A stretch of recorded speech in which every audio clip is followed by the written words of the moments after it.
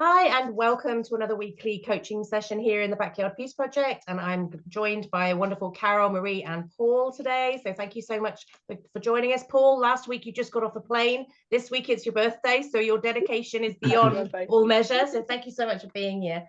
So I'm going to jump straight in because I know we're all time precious and whatever. So one thing I've been diving into this week that I was discussing with some colleagues and a client actually was something about alignment in our lives, alignment in our journeys, our missions, our visions, whatever. And one thing that came up for me a couple of years ago, which really I hated with a passion, was I had a session with one of my mentors, because obviously if we're going to lead, we need to lead from a place of being as clean as we possibly can, etc., and finding out what our blind spots are. And I was in this amazing session with my fabulous mentor, and we got to this place where she works with superconscious, and she said, oh, I'm coming up with, what is it called? Unaligned intentions. And I hated that really with a passion. Like I had a little tantrum in the session. I went, I don't like that at all, Sophie. And I don't like that you brought it up. And she was like, that's what's coming up. And I'm like, oh, but because integrity is really important to me, to think that there was somewhere in my life where I had unaligned intentions didn't feel very nice to me.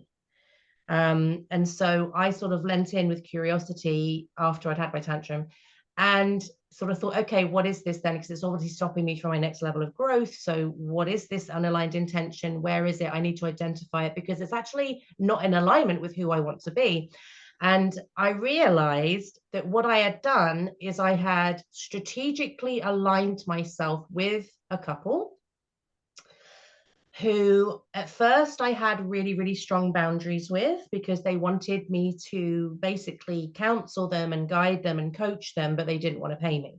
So initially I put really strong boundaries down and I was like, no, this is what a friendship looks like. And this is what a coaching package looks like. And it's a different thing.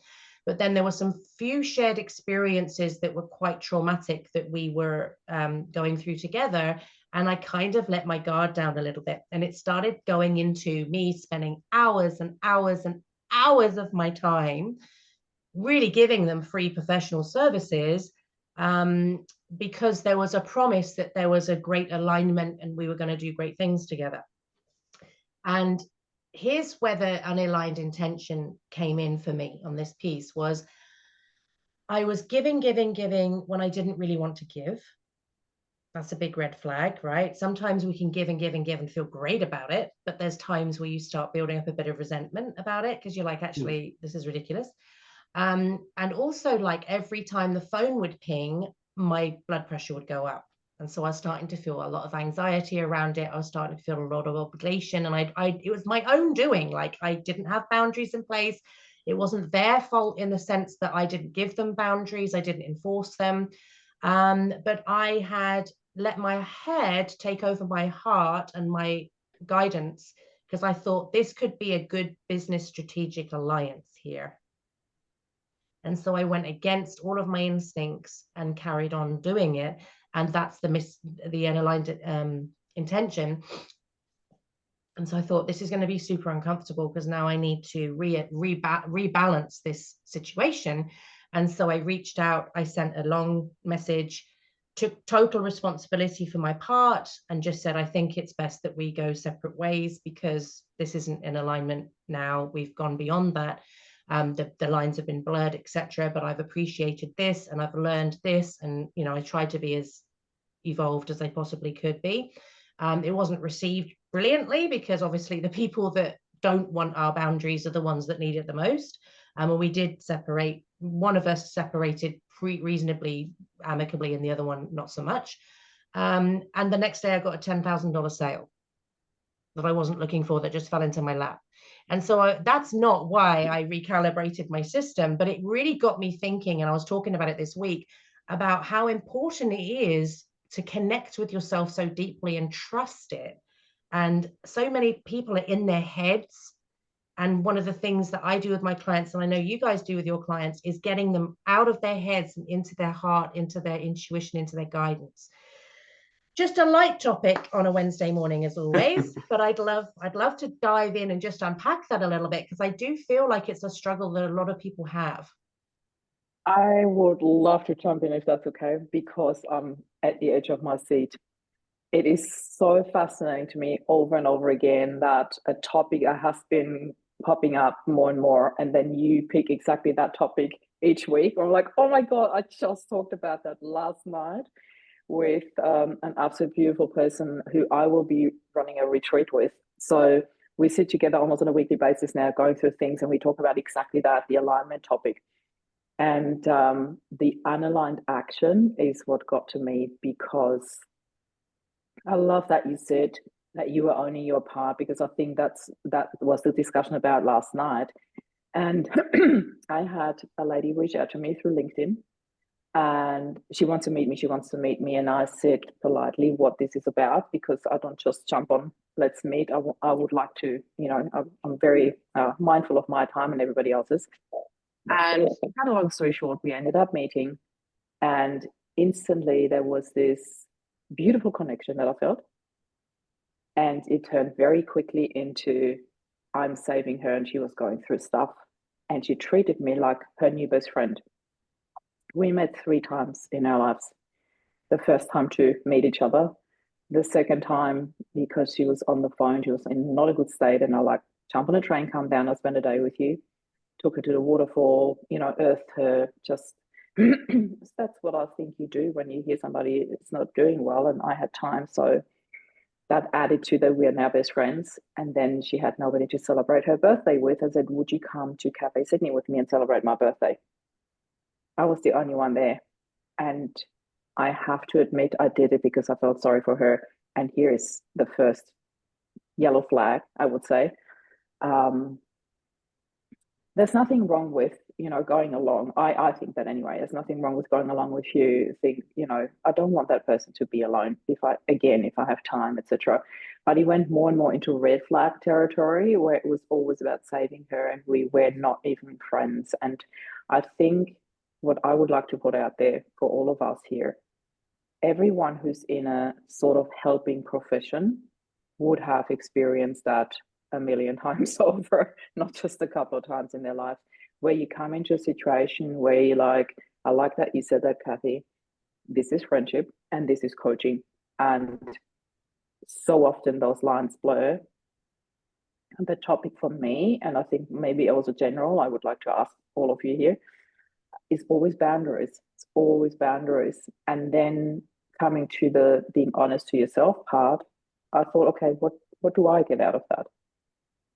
Why did I continue that sort of situation? And I then ended up just not picking up the phone when she rang, and that doesn't feel right either. I feel like there needs a conversation to be had. And every time when she stops ringing, I'm like, oh, it's all sorted. No, because then she rings again. And it's for me like a reminder, not so much from her, but from the universe to, you haven't set your boundaries yet. You need to have that conversation. And it's all coming back to the alignment question that you just said, is that aligned action? And if it's not, what am I getting out of it? And own that. And I came to that space where I'm like, it does feel great being the savior, saving people and being there for them. I own that part. And I don't want to have that as an ongoing behavior in my life, because this is what I can do as a coach. This is where I give and I receive. It's the exchange of energy. Do something for you, pay me.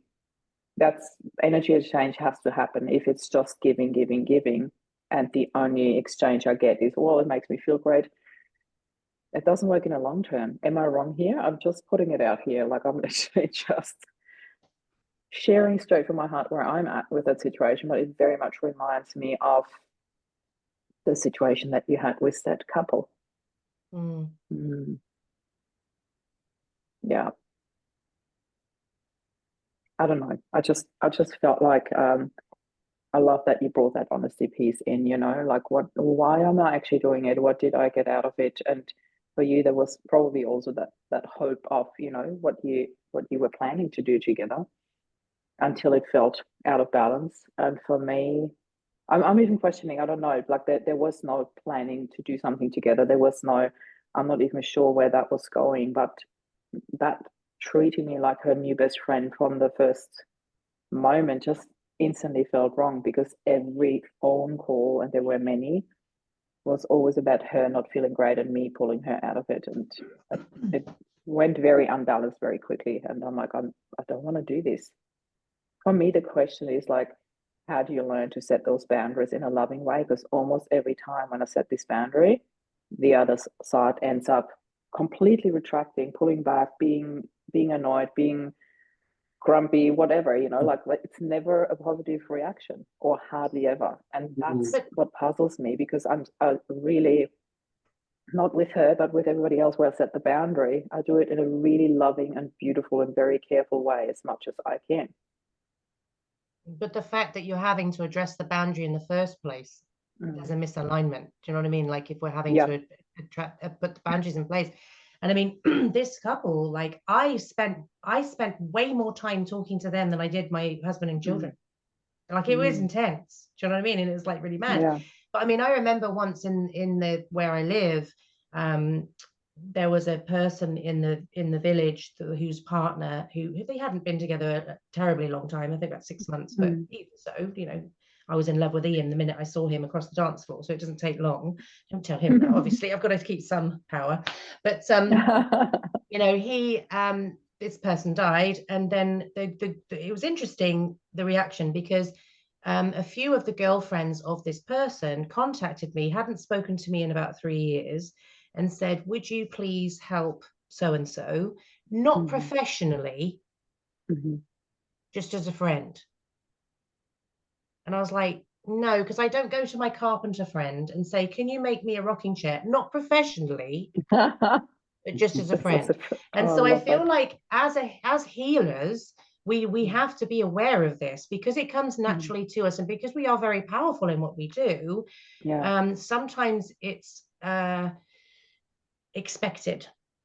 But we've invested thousands of dollars, years and years of our work, a lot of self-work, etc., etc. So it's interesting to me. And that boundary piece, when you start having to put these rigid boundaries in place, you starting to question, is this a friendship or is this another expectation? Exactly. Yeah. But this is kind of sort of kicks off the part of boundaries, especially, is like a key part to have between friends, family, as well as clients. But it's always got to start back with you. Like it's like this conversation, sort of thinking back into the years of work that I've done, or just as a coach and a healer, and always wanting to help, and that's why you get into the work, because it's like it helps you through something, and you want to help other people.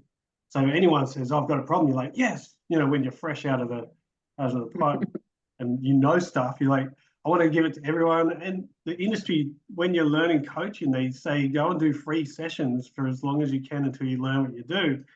And you sort of get stuck in that as well, like when you're fresh out of your training. And but then that sort of sets up a system with, depending on the person, of course, but it's the value that you're giving, that the value that you're getting, but it's the value comes back to yourself. It's like, where do you value you? And like what you're saying, Kath, like you value your time. It's friendship and work, and it's not a combination. Obviously, sometimes because you just do what you do and people are having a conversation and you offer some, golden nuggets and they love it.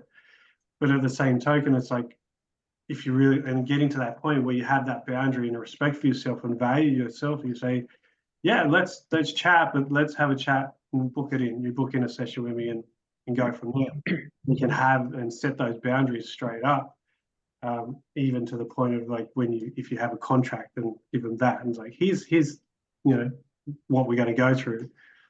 And like to what you're saying, Maria, is like as soon as you say something or offer something, and the people run, it's like they were there for the freebie in the first place. And they wanted, they didn't value you as much as what you felt you needed. But then our role in this is to take that responsibility and take it on board and go, okay, well, where am I not valuing what I do and who I am? Someone once told me, might even have been you, Marie, where it's like when you're talking about what your rates are, it's like you're not charging for an hour when someone goes, you're so expensive. It's like you're charging for the 30 odd years of experience and knowledge and wisdom and everything that you've put into your work and your craft and created the work. And that's the value. And until you believe it yourself, then no one's going to believe it for you or with you. And then when you're solid in that frame, it's just like you stand there and it's like, this is me, this is what I offer, here's my value. And people feel it before they know it. And they'll just go, yep, sweet. And you'll know that when you go into a meeting. If you're going in there solid and confident, then you just own it and the people show up for you. And then the opposite is also true. When you're sort of like not sure, people jump on and go, oh, here, I can get a freebie out of this. And devalue you because your energy is in that space. It's not that you're always there, but sometimes it just comes up. We're not feeling 100% solid in who we are and what we do. So, I guess in the friendship and the boundaries and trying to figure out what's what, it's like, it's looking at both sides and having that hard conversation with yourself as well, going into your deep, unwanted behaviors and patterns that show up. And again, as always, they're there to give you a little nudge. If you're leveling up, they're going to come up. They're going to challenge you. And they're going to test you. Yeah. If you really mean it. And until you get into a space where you're conscious of that unconscious pattern and get sadistically excited about the challenge, then they're just going to keep pulling you backwards until you figure that out. Yeah. I think it's, I guess along this journey of creation, it was like, and I know for myself, it's been a long one, but I know now that I get challenged, but now sometimes I get more excited because it's more like, well, now I'll just work it out. Now I'll make it happen, as opposed to, oh, I can't, I'll stop, I'll just go back to doing my trade or whatever you start off with. So it's like you get into that challenge and enjoy the challenge because that's part of the fun. And it's enjoying that journey and the value that then comes and shows out in how you show up. Yeah, and it's about that accountability piece, isn't it? Because, if you want to live a particular life, you need to look at your blind spots. You need to self-reflect. You need to see how you're showing up in your life. You need to take responsibility for everything. And I can't remember whether we've discussed this in one of these calls, but I recently had an email. Marie knows about it for sure. But I recently had an email from somebody from my past who we haven't spoken for 15 years because I put very heavy boundaries down in defense of other people who were powerless. And so that's something I had to do. It's actually really, really hard to do because it blew up a lot of my relationships, but I would do the same thing again because I need to be able to look in the mirror at the end of the day and go, I did the right thing. But yeah, I actually had to have counseling because it was a really big deal for me. Like I lost a lot of people in my life because I made this decision. And it was so interesting because I've obviously done heaps of work over the years. I've worked with a lot of amazing people. I've had fantastic mentors. I've had darkness. I've had struggle, which has all been gifts, wrapped in stuff that we wouldn't really want it wrapped in. But, as you say, Paul, we go, hooray, it's a new challenge. And going through it all. And I woke up this morning and this particular morning, and I read my email and it was like this name. And I was like, whoa, hang on a minute. We haven't spoken for 15 years. Why are you popping up into my inbox? And it was a really hateful message. It was a really, really nasty message.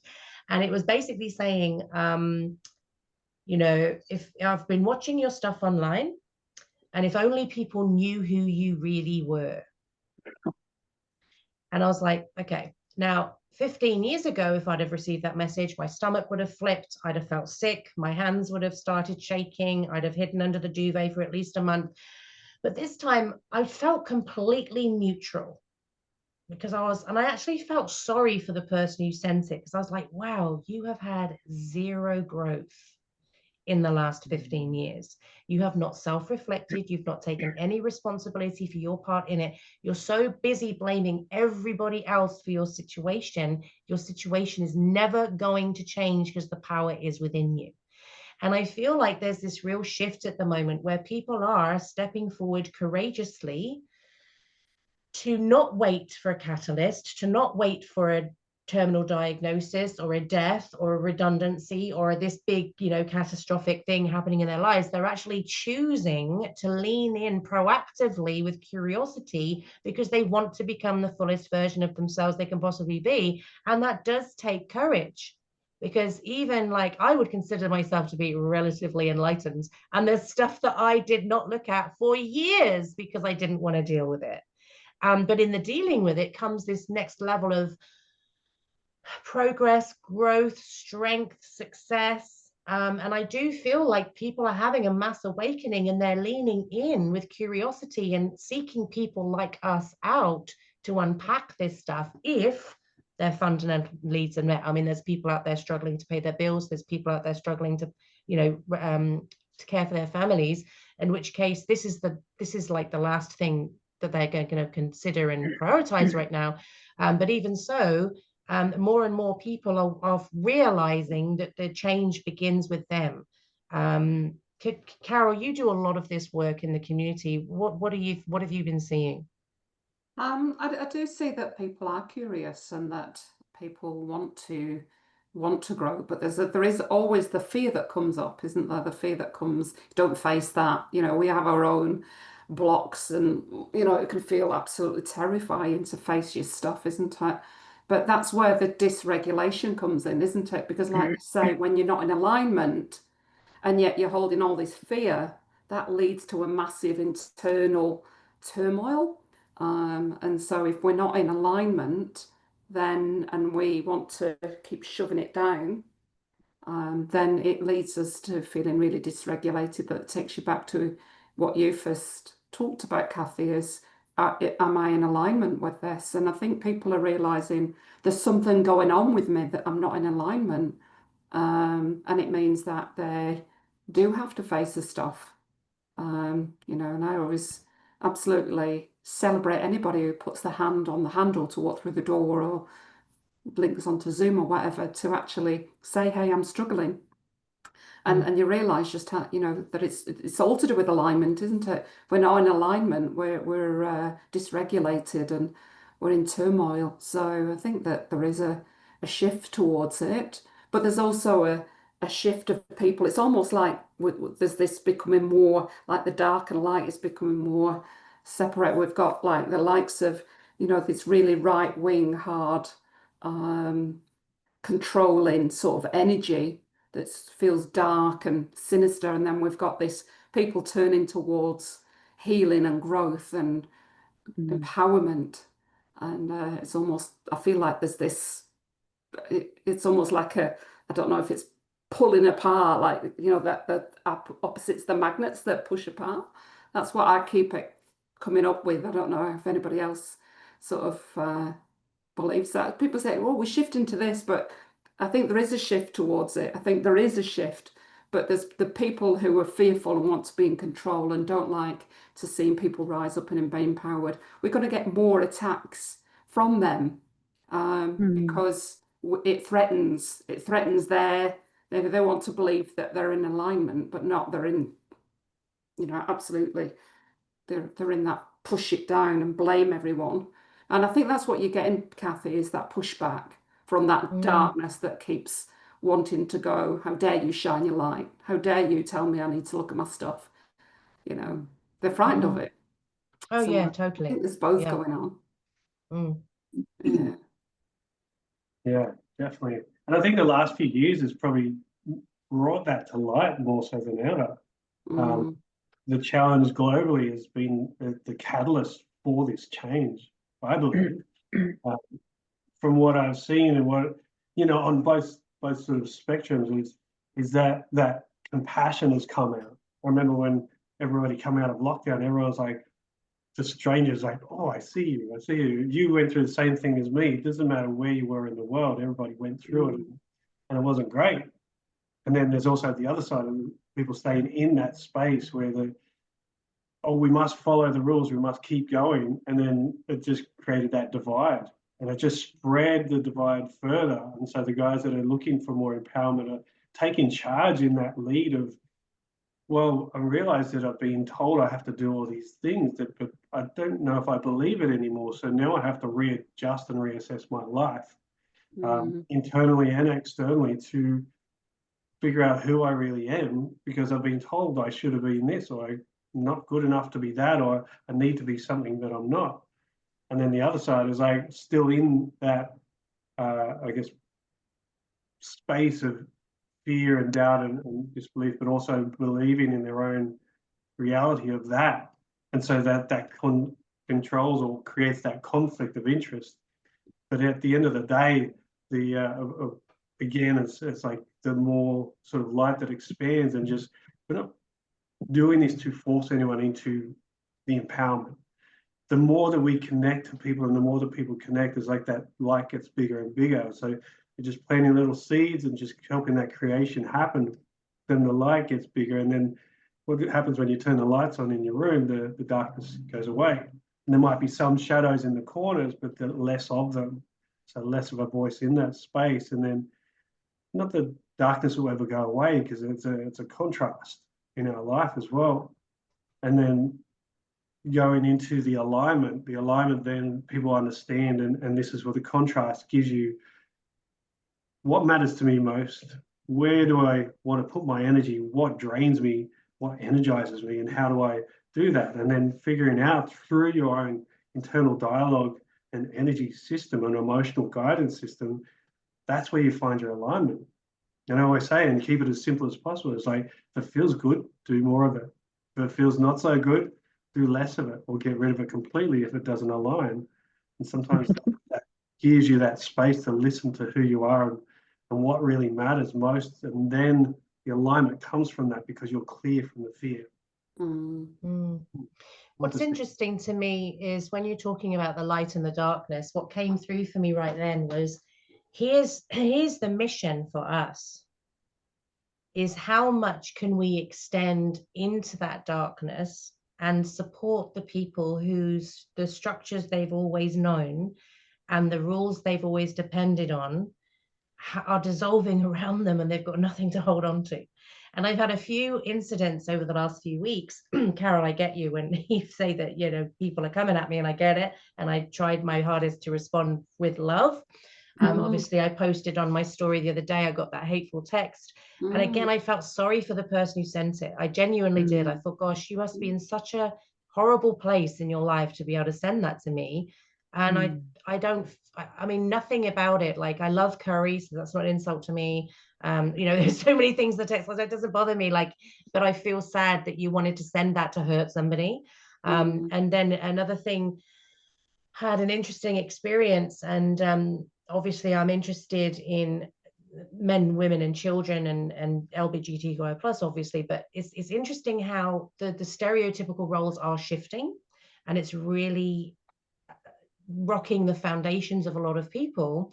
And there's a lot of dependence on these archaic structures that people have depended on for years that are now dissolving, and they don't know what to do with it. And I had a really interesting thing this week where there's been a guy that Ian, decades ago, this is such a younger age, went to college with, and he stayed in touch, and that's fine. And we've, you know, tentatively just said, oh, congratulations on the birth of your kid, blah, blah, blah. But there's been something that's happening that has upset me, is that every time I post a picture of my husband, this guy comes on and makes fun of my husband's appearance. And it's happened like multiple times. And so this week, I have to admit, I had a glass of wine, but this week I thought, no, I don't like it. And so I just put, hey, every time I post a picture of my husband, you do sort of make a comical remark about his appearance, and I'd rather you didn't. I was off social media as fast as he deleted his comment, he deleted me, he did it, and I went, wow. The fragility of who you are is in such superficial stuff that you've got no depth to go, oh, I was joking. I'm really sorry if that's how it was received. Well, a joke is a joke if the person who receives it as a joke. If the person who receives it doesn't receive it as a joke, then it's not a joke, you know. And I was super polite, super gentle, and his response was really quite dramatic. And he's living in a country where it's racially charged, so he's very superior because of the color of his skin. It's gender charged because historically women should know their place and men have got these. And I just thought, wow, that's so interesting that I've just very gently challenged his reality and he could not cope with it. Like there was no depth there. There was no resilience. He was just gone. And I thought, how interesting that there's a real paradigm shift in the world right now where roles are changing. The whole world is very fluid. We're connected to more information than we've ever been, so we're starting to question things. I mean, even me as a teacher years ago, sometimes I'm like, I wouldn't be too worried if my kids just dropped out of school. Do you know what I mean? Like, because school's not really for them. It's not really for me. I can see, but at the same time, they're going to school and I want them to do well, but it's not ideal. Like, it's not an ideal structure. And I do get them to question things, and that's not great for our popularity in the school because we do question the rules and we do say, well, that's not really fair. How And dare you. I know, but that can be tough in a small community when you're actually sticking your neck out and going, I don't think this is really fair. But, you know, I can see, as Paul was saying, you start to think about the meaning of life. What is the meaning of life? Why are we here? And it's not to fit into these structures. You know, we're starting to create new ways of being. The Backyard Peace Project is a whole movement in a proactively well-being, sustainable way that we can come together and nurture each other and look after each other and ourselves, because we're sick of waiting for somebody else to do it, so we're doing it ourselves. So my point for that long-winded monologue was, have we got the courage and the bravery to interact with the darkness and support them as we hope they will evolve more towards a lighter shade of grey, if not the light? That's a pretty loaded question. Yeah. I would hope to Fantastic say the question. answer is yes, you know, as a collective, as in with the aligned intention of us bringing peace into the world, is just the answer needs to be yes. Paul's getting birthday calls probably. So I think what I would like to add to that, or maybe even, come back to, if that's okay, is that how is it possible to draw a line, to set a boundary lovingly without the other person being offended, retracting? Or is the simple answer, the boundary is self-love and self-respect? And by me setting that, I'm also setting an example. And I'm not responsible for the other person's reaction or response. And sometimes I really wonder if that's an easy way out, to say, you know, how you respond, how you take it, not my responsibility. Or with the alignment with what we're doing here, wanting to bring peace into the world, is there a different way how I can word or portray that message, that boundary? I'm really completely open to what you guys have to say to that, because I'm 100% certain that I still have a lot to learn in terms of boundary settings. So I'm curious to know what your thoughts are on that. Yeah, I mean, my whole approach has been intention based. I think intention is everything. I really do. I agree. And if you are, I mean, I've always felt, whether with my parenting, with my teaching, with my coaching, it's all been, I see your amazing potential and I'm not frightened to hold you to it. So I'm going to be the I'm going to be the disruptor. I'm going to challenge how you think. I'm going to challenge what you're saying.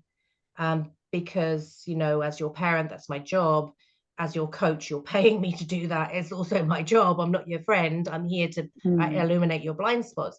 I've been told to F off in sessions because I've touched the point that nobody else was willing to touch. And then they've come back afterwards and gone, that really made me mad. But I've thought about it, and now I feel really excited because I've identified the piece that I need to dissolve, and et cetera, et cetera. And for me, this is something that I've always danced with. It's exactly what you're saying, Marie, is, do I say, I'm going to, with intention, with a loving intention, assert this boundary, and you get to react the way that you react, and therefore I'm done? Because that also doesn't feel quite complete. You know, it doesn't feel like we're taking responsibility of our part in it. But my conclusion has been, for me personally, that yes, number one, I'm going to hold myself to that standard first. So I'm not going to expect of anybody else what I don't expect of myself, including my children. Yeah. I mean, it's like the Gandhi story where the mother brings the kid to Gandhi and says, can you tell him to stop eating sugar? And he says, go away for 2 weeks and come back. And she comes back 2 weeks later and he says to the kid, stop eating sugar. And she said, why didn't you say that 2 weeks ago? And he said, 2 weeks ago, I was eating sugar.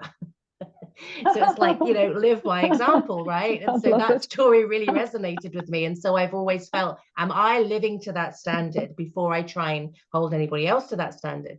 But it's being able to say, I'm going to absolutely, with intention, lovingly put this boundary down. Of course, you get to react the way that you react. You have a choice in that. Either you self-reflect and grow, or you condemn me and move on in the same way that you're going, and that's okay. But also having that, and what Paul was saying earlier about having those really, really strong boundaries for yourself and going, I care, but not to the depth. You're not going to pull me into the hole with you. Like, I care, but, you know. And I've had a client once contact me at Christmas. And Christmas I shut down because that's the only time my whole family is together. We're very busy during the year, and Christmas is a bit of a sacred time for us. So we shut down for the week. And this client came on to me, and this was a habit. This was a cycle. Was hammering me over Christmas, sending messages from friends over Christmas. I had to see this person on that day and blah, blah, blah, blah, blah. And I was like, no. And threatening suicide. But I was like, no, this is not okay. This is part of the cycle that you need to break for yourself. And I sent 30 different services that she could access that day to get the help, for sure. Like, I'm not just going, no, it's Christmas, I'm not going to help you. But I'm also like, no, number one, you haven't paid the last 3 bills. Number 2, this is a sacred time and I'm on vacation right now. And number 3, you know, and so those boundaries, and what it ended up doing was giving her responsibility back of, this is your choice, this is your path, this is your, you know, here's a load of resources that you can access today. Like, I really did a lot of research and made sure she had access to about 30 different supports. But also, this is your life. You have the power, you have the choice. This is not my responsibility, this is your responsibility. And one of the things about coaching is making sure that we're empowering our clients to the point they don't need us anymore. That's the whole point. Yeah. But if it's not resolved in the incident, and with regards to what we're doing here with peace and the intention, someone can react violently, and I wish them no harm. And there's the closing of the circle. Yeah. I don't walk away from that situation hoping something terrible happens to them. Do you know what I mean? I walk away from the situation wishing them peace, love, healing, joy, happiness, connection, belonging. And that's all we can do in our lives. We can't save everybody. Like, people are supposed to be saving themselves with help and guidance and support, for sure. But I think, you know, I think what we've got into a habit in society is, you've disagreed with me, therefore I wish you harm. And that's how wars start. That's how the conflict starts. But if you say, we're not aligned right now, yes, you've behaved like this towards me, but I genuinely wish you well. I'm not going to allow you to contaminate my world, but I wish you well in yours. And that's a big thing that's coming through. I'm sure you guys are aware of the new book from Mel Robbins, Let Them. And it's like exactly and perfectly what you're saying. And I guess as practitioners, we came in the space of wanting to help everybody. And then through challenging people, we learned that we can't help everybody. We can't save everybody. And everyone's at their own stage and level of learning. So they might come to you for one session. They might come to you for 20. They might come to you to rip your face off because you're challenging them. But it's like, that is where they're at. And this is same goes for being a parent. Like, and this is a big lesson I've had to learn is of being a parent, of letting go of having to be the perfect parent who, oh no, this might mess them up for the future. It's like, they will learn their way. They are their own little personalities and they have their own experience. Yes, we can give them the best values we can offer. And then again, then it's up to them. Like what we can hope because my kids are still in primary school, hope that when they get to teenagers that they have enough experience and enough self-confidence in understanding who they really are, that they make good choices. Like, I know when I was a teenager, I didn't make a lot of good choices, but I learned from them. But, you know, and it's good values that we can instill into our children and then let them do their life. And it's the same thing as if you're coaching a client, like you're giving them value and instilling, you know, some good techniques and strategies that they can do. But end of the day, it's up to them. And that's they need to do the work. It's such a hard lesson to learn in parenting, is giving it back to them, you know, and knowing that they're their own people. And, you know, obviously we've got 2 adult children now. And I was on the phone to one of them for 2 hours this morning, and I was just listening. And it was so great that particular child feels that, you know, and they all do, they feel they can come and talk to me about anything. They can talk to me about, I mean, stuff that some stuff I don't want to know about.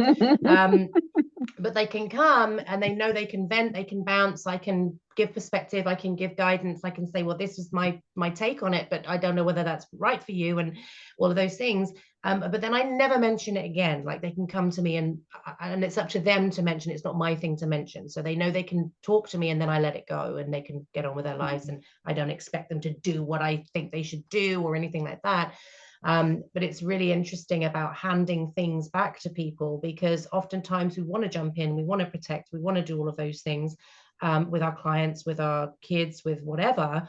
But understanding that they are, you know, beings, they're their own beings, they belong to themselves. And getting them to the point where I remember our 18-year-old coming to us, giving us 3 things that he was going to do. And we went, okay, cool. And he was like, aren't you going to tell me what to do? And I said, no, it's up to you what you want to do. And that was like, he said, I don't really like that, Mum. And I said, well, that's where you are right now. So you're going to make your decisions, you know.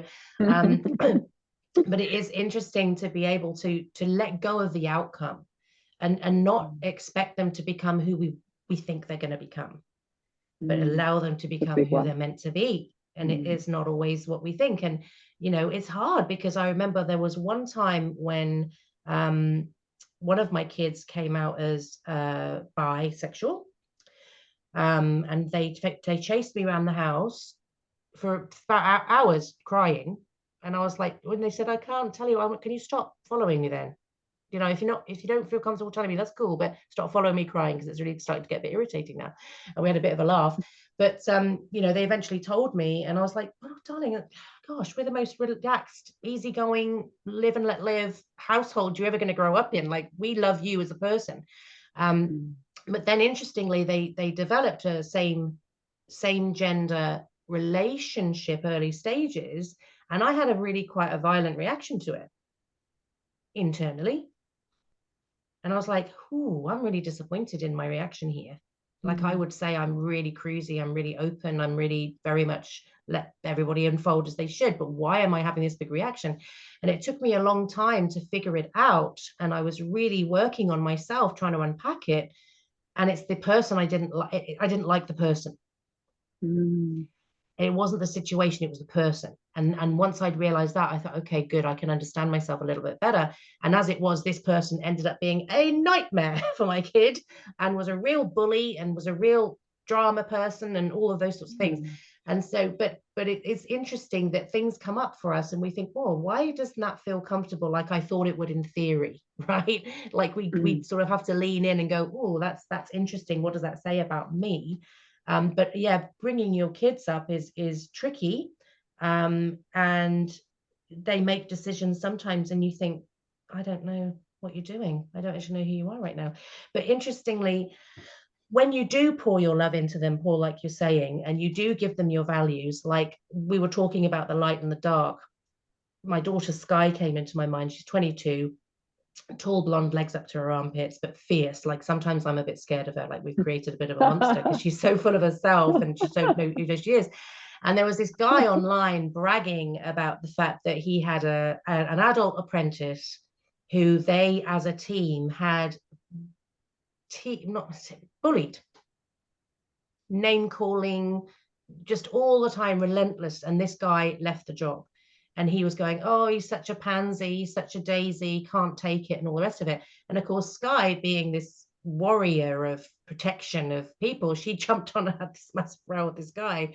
And it was like every point that he made, she counteracted with, that's actually defined as bullying. And so he'd try and justify it again. And she'd go, yeah, but that's actually the definition of bullying. And she just kept going back. And he was getting really mad. And he said, I'm not replying to you again. And she said, well, that's probably for the best because blah, blah, blah. And then he'd reply again. And she'd go, yeah, but that's what, you see what you're doing now? That's bullying. And so he was just like bad. But I think people are starting to question the status quo. And they're starting to question people's behavior. And whereas before people could get away with saying it was a joke, people are going, was it though? You know, what was the intention behind that? And I saw a great person, I can't remember what his name was, but he's an expert in this area. And he said the greatest way when somebody is being volatile in your experience is to just ask them a question. And so if they say something hurtful, you can say, sorry, what did you mean by that? And it puts us straight back on them. Or could you repeat that? I'm not sure I heard you correctly. And what did you want me to feel when you asked me that question? And so we're not blindly just going through life now. We are starting to question things. We're starting to challenge things. But that's where we come in to support people who are going through this process, because it can be really scary. Yeah, because when you're starting to question the status quo. Sorry, Paul. Yeah, you're right. Yeah, you're not really taught how to question things unless you've got, strong foundation of parenting behind that question everything. Otherwise, it's just like follow the system, stay in the system, and then like you struggle with the schooling system and stuff that they're being told that they have to do and what they can't do, and how it's all set up, and it's quite a challenge to go, why do I have to go to school? I don't like school. The teachers are bullies, and this is happening. And we told them it's such a hard question to answer. The kids got some. They had like a sushi day at school yesterday, and then my daughter couldn't finish her sushi, so she wanted to give the rest to her brother. And the teacher's like, "No, you can't give it to your brother." It's like, what's going on? Yeah, like what is that? They're like, that's a small thing, but it's like a. But is it, Paul? Is it? Is it a small thing? Because this is what we build our whole lives on. Yeah. Don't share. Don't be affectionate. Don't play with your family or friends unless we tell you can in the prison that we've made. And here we as parents trying to teach them to share, it's like, no, you can't. I'm like, what? Yeah. But I think I mean it's great unless you're the parent, obviously, but we've taught our kids to question authority. If it's unfair, if it feels unjust, politely question it, push back a little bit, which is not ideal for the teachers, because sometimes there are systems in place that are unfair, clearly, and our kids go, hey, but this doesn't seem fair, and they're like, that's just the way it is. And they're like, that's interesting. So from my perspective, with all of my background in education and trauma and all of those sort of things, it's interesting to me when adults in positions of authority are not willing to reflect on their practices to see, is this actually encouraging equity? Is this equal for all? Are all of the kids having a chance? So that's interesting to me.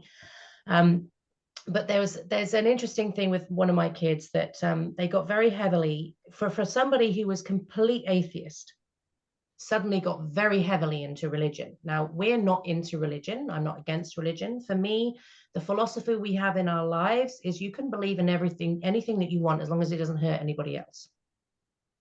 Okay, so if you're going to actively condemn somebody else in society, then that's not acceptable. Like, if God says we're all made in his image, but apart from you, because you don't look like me, like, it doesn't make any sense. Do you know what I mean, guys? It doesn't make any sense. And so I wasn't overly comfortable with him going very deeply into religion, but I was like, okay, I'm just going to let this play out. I'm just going to be here. And I was a little bit sus about some of the stuff that he was been taught, but he's also a very independent person. He's very intelligent. So I was like, okay. And then it was interesting how he began to question things. And I loved that. I loved that he wasn't just blindly receiving like a sponge. Like, he was going, but they're teaching this, but it's not relevant to them. And then they're saying this, but these people aren't included. And that was super interesting. And then it really had the crescendo with one of the really good friends that he had made, basically said that our whole family is going to hell because we don't follow the religion that they follow. And, my kid had a really big reaction to that and said, that's not kind. Like, that's not okay to say that. And my family are good people, and they're loving people, and they're generous people. And to say that God wouldn't let them into heaven and they're going to hell, blah, blah, blah. And it really was interesting to help him unpack that, because we had to say, but this is all that this kid has known. This is not a bad kid. This is actually a really nice person who has been brought up in a very small community, who hasn't had experience of the world, and absolutely trusts and believes his elders. Yeah. And so that's super interesting. It's an interesting dynamic where he's basically condemned us all to hell, and we're going, but you're a really lovely person, and you need some time and some space, and hopefully some experiences where you question that methodology, that ideology. But yeah, I mean, this is why we're here, to be able to create this safe space where anybody can land and feel belonging, feel supported. But one of the prerequisites of coming in is taking responsibility for our own experiences. And I think that's super important, a super important message. Absolutely. So anybody, any last words before we wrap up? I think that just takes it right back to the beginning, doesn't it? It's a case of when you are that honest and question things, you come back to alignment, because you're not just accepting things, and you're listening to your inner self, when things don't feel right. Yeah. So beautiful. Thank you, Cathy. Thank you. Thank you. Lovely. Thanks, guys. We'll see you next week.